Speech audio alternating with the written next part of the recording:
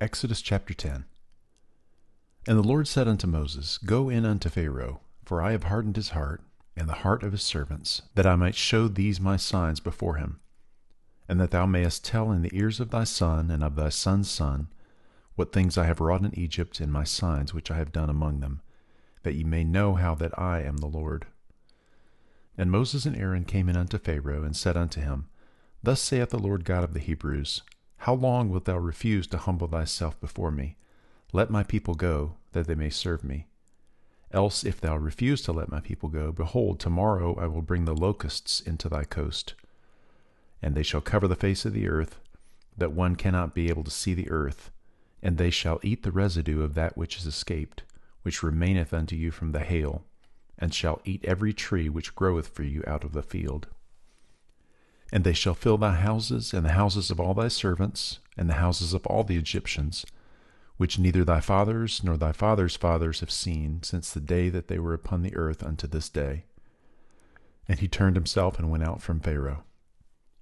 And Pharaoh's servants said unto him, How long shall this man be a snare unto us? Let the men go, that they may serve the Lord their God. Knowest thou not yet that Egypt is destroyed? And Moses and Aaron were brought again unto Pharaoh, and he said unto them, Go, serve the Lord your God. But who are they that shall go?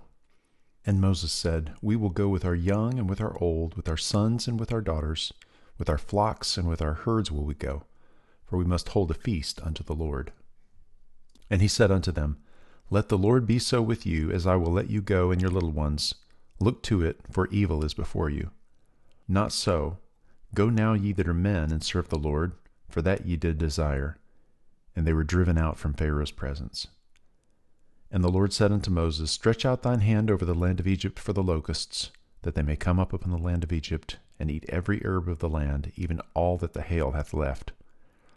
And Moses stretched forth his rod over the land of Egypt, and the Lord brought an east wind upon the land all that day and all that night. And when it was morning, the east wind brought the locusts. And the locusts went up over all the land of Egypt, and rested in all the coasts of Egypt. Very grievous were they. Before them there were no such locusts as they, neither after them shall be such. For they covered the face of the whole earth, so that the land was darkened, and they did eat every herb of the land, and all the fruit of the trees which the hail had left.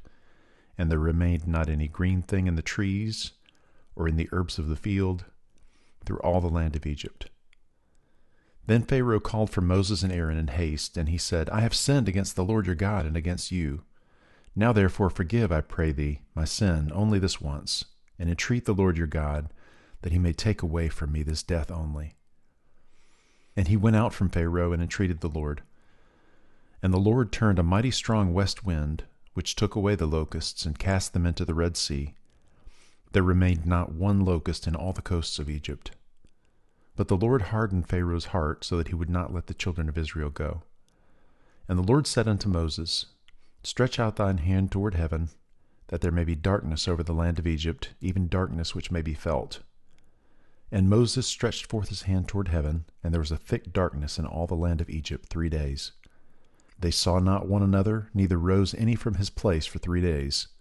But all the children of Israel had light in their dwellings. And Pharaoh called unto Moses and said, Go ye, serve the Lord, only let your flocks and your herds be stayed. Let your little ones also go with you. And Moses said, Thou must give us also sacrifices and burnt offerings, that we may sacrifice unto the Lord our God. Our cattle also shall go with us. There shall not an hoof be left behind. For thereof we must take to serve the Lord our God, and we know not with what we must serve the Lord until we come thither. But the Lord hardened Pharaoh's heart, and he would not let them go. And Pharaoh said unto him, Get thee from me, take heed to thyself, see my face no more. For in that day thou seest my face, thou shalt die. And Moses said, Thou hast spoken well, I will see thy face again no more.